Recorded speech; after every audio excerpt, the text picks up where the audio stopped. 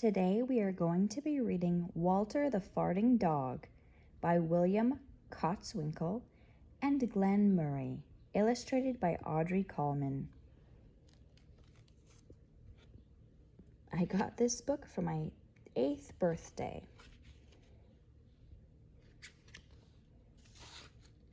Betty and Billy brought Walter home from the dog pound. "Nobody wanted him," said Billy. "But we love him," said Betty. "Well, he smells awful," said their mother. "I think you'd better give him a bath." Mother walked in and said, "He still smells awful." And then that's when they got their first clue. The telltale bubbles in the water. "He's probably just a little nervous," said Mother hopefully. "His stomach must be upset." But Walter's stomach was not upset. Walter's stomach was fine. He felt perfectly normal. He just farted a lot. He did it when he bathed. He did it when he played with Betty and Billy. He did it when he walked around the house. He did it in the dining room. He did it in the kitchen.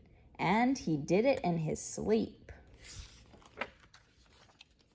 "That dog farts morning, noon, and night," said Father. "He can't help it, Daddy," said Betty and Billy.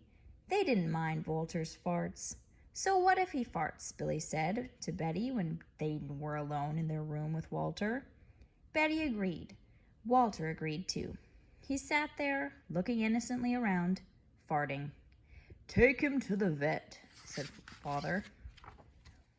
"Farting," said the vet, or rectal flatulence, as we say in the medical profession, and prescribed a change in diet.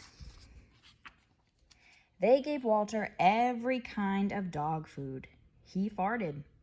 They tried him on cat food. They gave him hot dogs and hamburgers and lettuce and tomato sandwiches. They gave him fried chicken. They gave him rabbit food. They made him a vegetarian. "No matter what that dog eats, he turns it into farts," roared Father. Walter got the blame for everybody else's farts. If Uncle Irv let one slip, he just went and stood near Walter.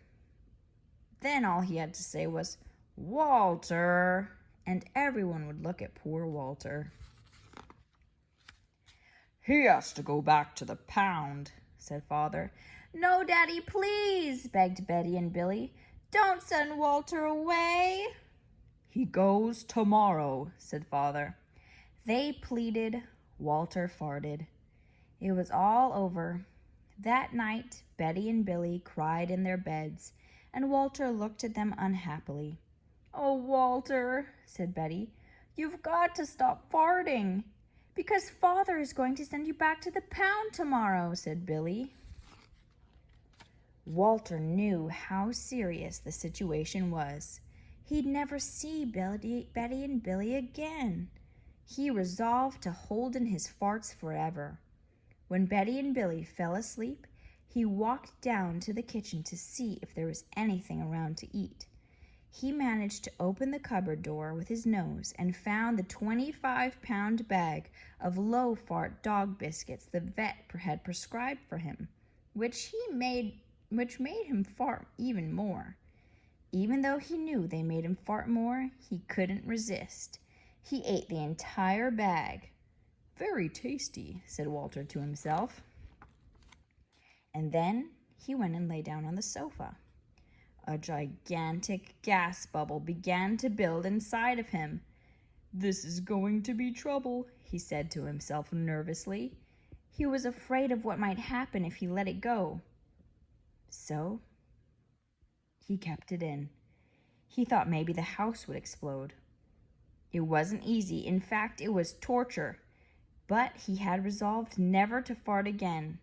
His future depended on it. As he lay there with his tail wrapped tightly between his legs, he heard a noise at the window. He watched it slowly open. A pair of burglars came through. They dropped silently into the kitchen. "Watch out for the dog," said one of the burglars. "He won't bite," said the other. "He's a wimp." Walter might have bitten them, except he was so filled with gas he couldn't move. They tied a rag around his snout so he couldn't bark. "Okay," whispered the first burglar. "Let's clear the place out." They took everything they could get their hands on. Walter wanted to stop them, but he was having unbearable gas pains. He rolled on his back and waved his paws in the air. He gnashed his teeth. "We've got it all," said the second burglar. "Let's go." That's when Walter let it fly. It was the worst fart of his life. It made a tremendous noise and shot him across the room. A hideous cloud filled the air. The burglars clutched their throats, unable to breathe. With tears in their eyes, they raced for the window. They tried to grab the bag with all their valuables in it, but their arms were too weak. "Let's get out of here!" They jumped out the window and ran up the block, choking and gasping for air. Still blinded by Walter's attack, they stepped into the headlights of an approaching police car. "Hold it right there," said the policeman. When father and mother came down in the morning, they found the open window. They saw the bag with their valuables in it, and Walter was sitting beside it. He still had the rag tied around his snout. You'd have to say he looked heroic. "He saved the silverware," cried Mother. "He saved the VCR," cried Father. "Good dog, Walter. You're our dog, even if you fart all the time." And so the family learned to live with Walter, the hero dog. And that's the end of our tale. Walter's Wonder Park, 100% gas powered. Oh, pow. Bye, everyone.